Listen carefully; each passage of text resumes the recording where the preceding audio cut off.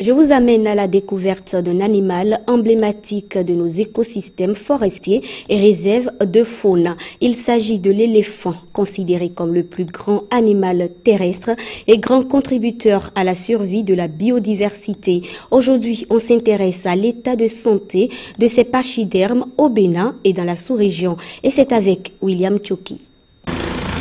Une opération de pose de collier GPS à ces pachydermes en pleine divagation dans la réserve de la Pendjari.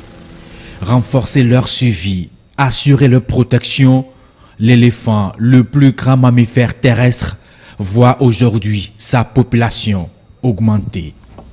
Dans le complexe WAP W Arli Pendjari, on compte 4056 têtes d'éléphants, la majeure partie en territoire béninois. La zone ouest africaine, on estime qu'on a environ 8000 éléphants. 8000 éléphants. Et de ces 8000, 50% se retrouvent réellement dans le complexe d'Ouvé Arli Pendjari, partagé entre le Bénin, le Niger et le Burkina Faso. Et de cette population d'éléphants, on a environ 40% qui se retrouvent sur le territoire béninois aujourd'hui. Et nous en sommes arrivés là depuis 2017 avec cette approche holistique de gestion des aires protégées où nous combinons le renforcement de l'application de la loi pour avoir des hommes engagés, motivés, avec le moral qu'il faut pour faciliter la lutte contre le braconnage et réellement créer la sécurité pour les hommes et les animaux. L'éléphant, un animal qui fascine. Il mesure en moyenne 4 mètres à l'épaule et pèse environ 6 tonnes pour le mâle. Il joue un impressionnant rôle pour la biodiversité, d'où sa proximité avec les oiseaux et d'autres herbivores. Cet animal emblématique, grand pollinisateur, subit des représailles humaines un peu partout dans le monde.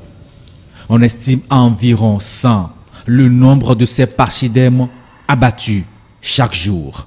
Généralement, cet abattage d'éléphants se fait pour des besoins de viande et surtout d'ivoire qui a pris de la valeur au cours des 20 dernières années. Aussi, devons-nous considérer les autres menaces qui pèsent sur l'habitat comme l'expansion agricole, comme l'explosion démographique dans la plupart de nos contextes.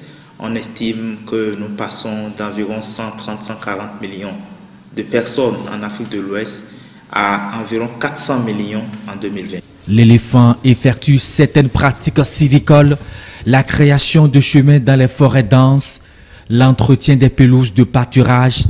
Son sens aigu lui permet d'identifier les points d'eau du sous-sol et du sel naturel.